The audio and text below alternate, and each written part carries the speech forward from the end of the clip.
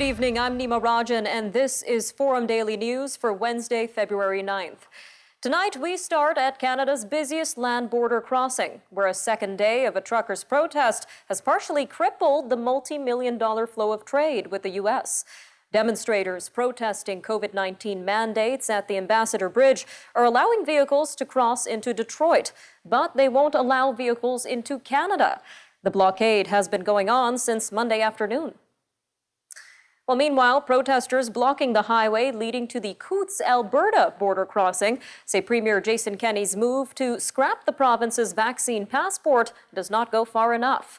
One says they aren't going anywhere until Prime Minister Justin Trudeau lifts a vaccine passport mandate for cross-border truckers.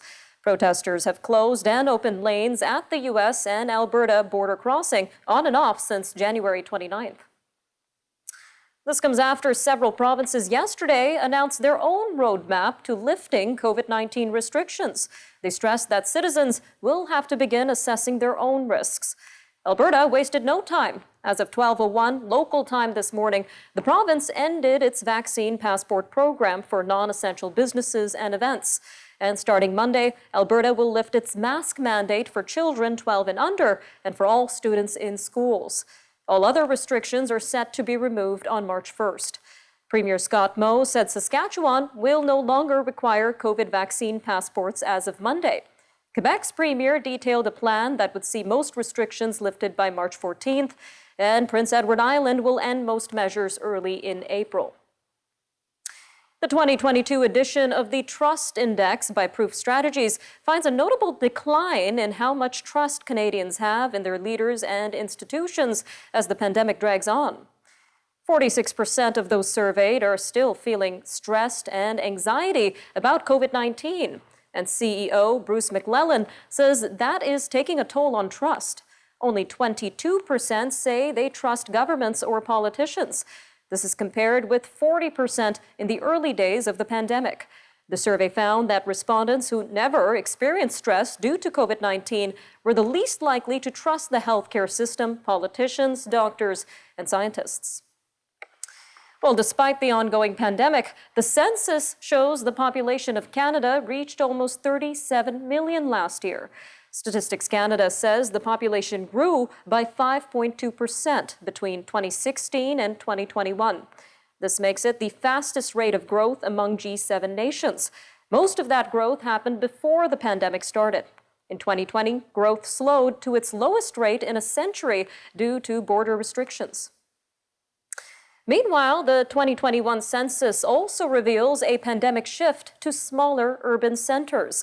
1/10 of Canadians, or 3.8 million people, lived in smaller urban areas, ranging from about 10 to 100,000 people last year.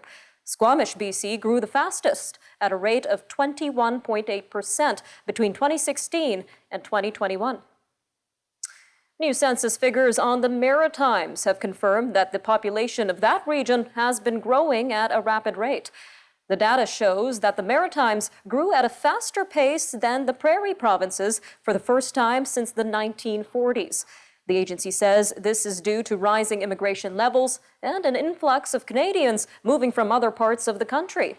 Meanwhile, the population in Newfoundland and Labrador dropped 1.8% between 2016 and 2021. This is mainly because of slumping oil prices and the winding down of some mega projects.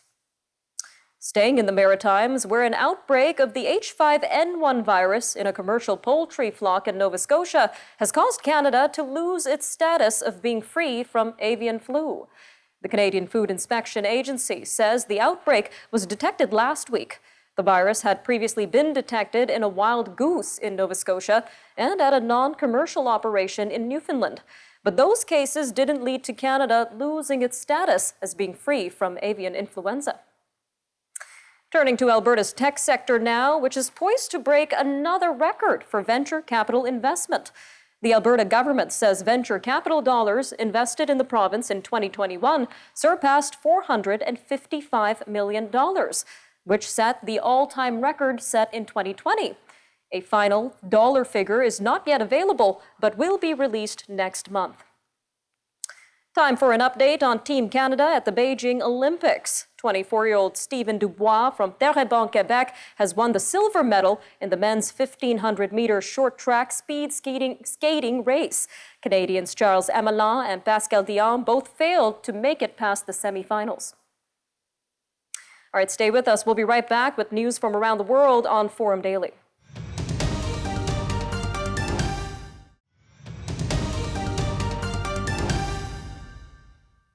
A new survey suggests Canadians are less trusting of governments and politicians as the pandemic drags on. The latest edition of the Proof Strategies Trust Index also shows almost half of the more than 1,500 people polled last month are still feeling anxious or stressed out about the virus and the government's handling of the Omicron variant. Proof CEO Bruce McClellan says a pattern of contradictory decisions or reversing course on advice or health measures has shaken confidence. Only 1 in 5 people surveyed say they trust governments or politicians. This is compared with 2 in 5 who said they had trust in May 2020. Well, with us now to unpack the survey is Mr. Bruce McClellan, the president and CEO of Proof Strategies. Sir, welcome to Forum Daily. Hello, Nima. It's a pleasure to be here. So what would you say are the main findings of this recent survey, sir? Well, it's a bit like it's the best of times and the worst of times for trust in Canada. The pandemic is definitely taking a toll. We know that people, when they're stressed or anxious, are less likely to be trusting. And now, as you say, with almost half of Canadians reporting that they're still feeling anxiety and stress due to the pandemic, we're seeing that those people have lower trust scores than the people who tell us that they did feel stressed but are feeling more positive now about their life. So the people who've recovered, feel more optimistic, are definitely people who are coping better in the pandemic, and that means they're more trusting. We did see, as you point out, a decline in trust in government, a 10-point drop in 1 year, which we don't see a drop of that significance very often in our study. We've been studying trust in Canada for 7 years. However, people are tired. The pandemic has been putting governments in the spotlight. It hasn't been easy for premiers and prime ministers and officials to know what to do next. And sometimes they've had contradictory decisions. One province might have different policies than another. Canada and the US haven't always agreed. So people have just lost faith in government after 2 years. And it's interesting that, as you said, this survey shows correlations between stress, anxiety, and trust. So tell us a little bit more about how stress and anxiety leads to mistrust in our leaders. Well, we know that when people are feeling more optimistic and confident, they have higher trust. So, for example, it's often the case that when a region or a country is suffering economic hardships, we see trust scores go down because people don't feel the economy is working for them anymore. They don't feel that government policies are working for them. It's, in large part what led to the Brexit decision in the UK, where so many people felt that the European common market wasn't serving their economic needs, so they voted to leave, enough to bring the country out of the union. So in our case, what we've seen in Canada in trust over the last several years is there's an east-west divide. Trust is lower in the west than it is in the east. And how that came about was in parallel with the fall of oil prices and the hardships in the energy sector in Alberta in particular, but also, as you know, in Saskatchewan. So trust scores right now are lowest of anywhere in Alberta, and they're low for every aspect of what we survey in Alberta, whether it's trust in corporate chief executive officers, trust in government, trust in the prime minister, trust in their own premier. Albertans are just in a bad shape in terms of their trust levels right now, and it's mainly driven by the economic issues in that province. I'm not saying it's the only part of it, but it is a big driver because it started 3 years ago. It's really troubling information, especially for Alberta, sir. Did you see any difference between age groups as well in this survey? Well, yes, in general, in the study of trust around the world, we know that trust usually grows with age and experience. So in any given trust survey you might do in any country, you would always expect to see higher trust levels with older population segments compared to younger. In Canada, that's true as well. So our Gen Z, for example, or millennials have a lower trust level in almost all cases compared to baby boomers or older Canadians. Where it differs is in some specific areas where the younger people are perhaps more interested in the services or a newer technology. So we find, for example, that younger people in Canada have higher trust scores for social media channels as a reliable way to get information, in contrast to lower scores for older Canadians. We also know that younger people are more likely to trust new types of services that maybe they have grown up using or adopted more quickly. I'm thinking now, for example, of streaming services like Netflix, where younger people are cutting their cables, using Netflix instead for their entertainment. We see a higher trust score with streaming services with young people compared to older people. And another example would be cannabis producers. Again, higher trust scores with younger people, but lower with older people. It depends in part on the sector and the industry. All right, Mr. McLellan, thank you again for joining us today on Forum Daily. It was my pleasure to talk about the CanTrust Index. Thank you. We'll be right back, everyone.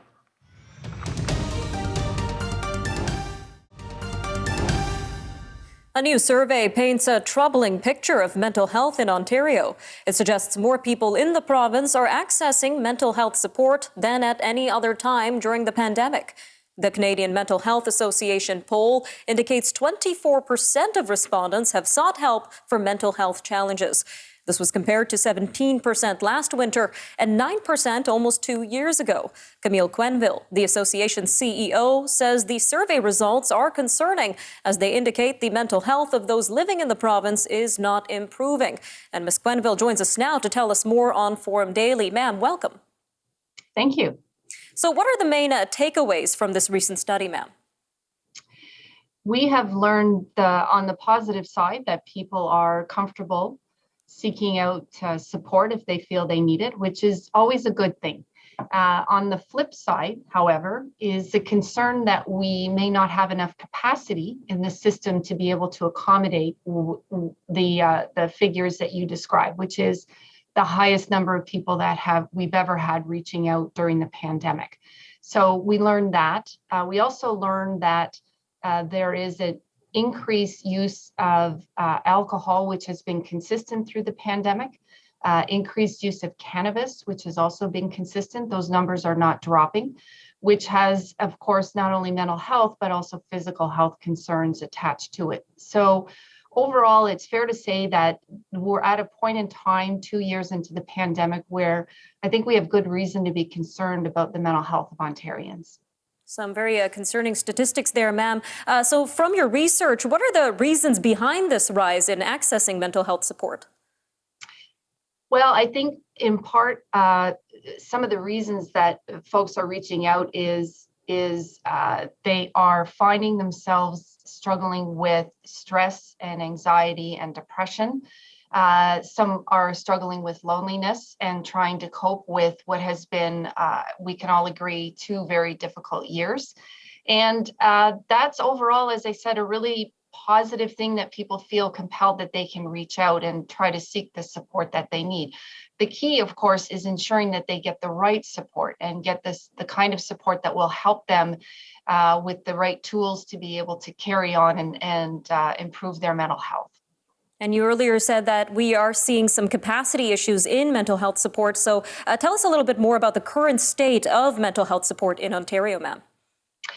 Well, as we've heard, the hospital sector, understandably, is struggling with capacity because not only are they nurses and others becoming ill with COVID themselves, but also they have burnout, and they've really had to dig very deep through 2 years of working extremely hard under extremely difficult circumstances. The same really is true in many ways in our sector, in the community-based sector, where staff have burnout. They've been called on to work extremely hard and as well in difficult circumstances. So a lot of concern about having fewer staff to provide more service to people. So that is something that we have been keeping our eye on and continue to be worried about. So what steps need to be taken to improve this sector, ma'am? Well, one step would be to think about the kind of people that are attracted to work in community-based mental health and addiction services and ensuring that we are keeping the fantastic staff that we have. And in doing so, we would hope the government might reconsider Bill 124, which of course puts a cap on salaries. It's particularly onerous for us because we typically will lose staff to other sectors that are higher paying. So there is that impact which we continue to be concerned about and raise with government. And overall, it's an understanding that the mental health sector needs its own mental health supports from time to time. And this would be one of those times. So Canada Life had a recent survey that suggested nurses have the highest rate of burnout, but mental health has the second highest. So, we're right up there, and our concern about ensuring that we have the very best staff available to support all Ontarians is something we've been promoting with government. All right, ma'am, just about 45 seconds left here. But for our Ontario viewers watching this right now, what are some resources currently available for them to immediately use for their mental health? Well, I would highly recommend Bounce Back, which is a fantastic program, cognitive behavioral therapy that you can access over the phone. The province of Ontario has funded structured psychotherapy, and this program is part of that. It's free to all Ontarians 15 years and older. You can access it through bouncebackontario.ca. So I would highly encourage that as an early program that people can get. As well, there are branches, CMHA branches across Ontario. You can access those. And Connex Ontario, which provides lists of all the providers that are accessible to any Ontarian looking for services in their community.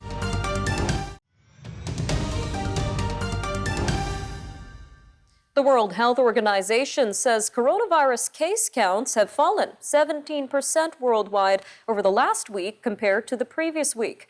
The new figures include a 50% drop in the United States.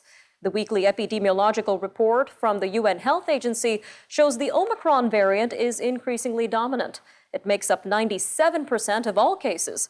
However, the head of the World Health Organization says COVID isn't finished with us yet.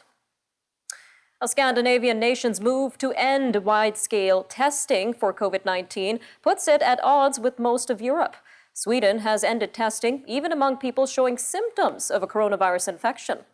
But some experts say it could become the norm as costs for testing yield fewer benefits. This is because the Omicron variant proves milder, and governments are beginning to consider treating COVID-19 as other endemic illnesses. The head of the Swedish Public Health Agency says we have reached a point where the cost and relevance of the testing is no longer justifiable. Turning to the U.S. now, where a second man has pleaded guilty in an alleged plot to kidnap Michigan Governor Gretchen Whitmer.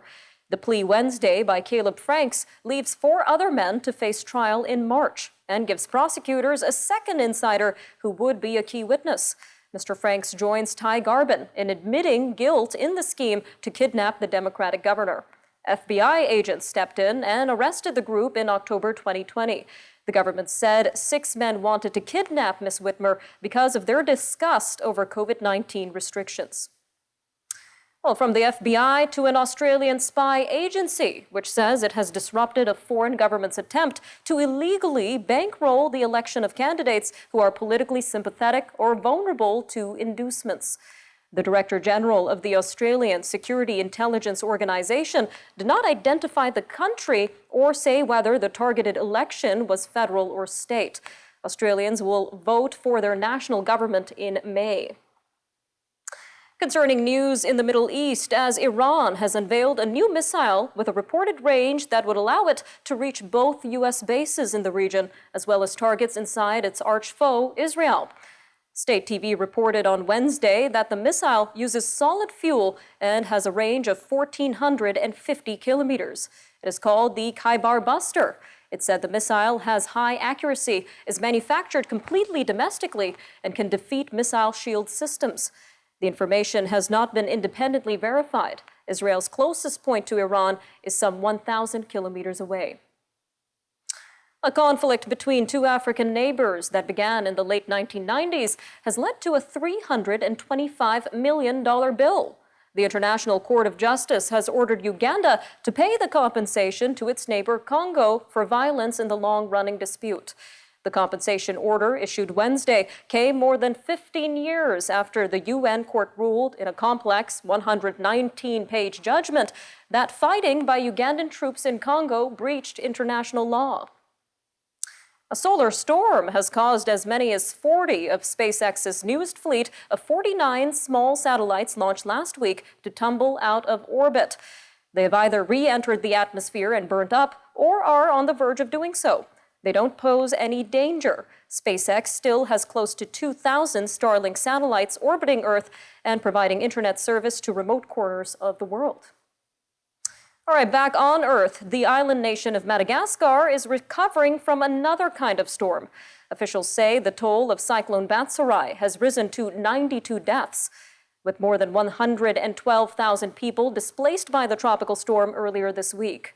At least 7,500 homes were destroyed and another 7,000 flooded by the cyclone, which weakened as it moved southeast across the island and then dispersed.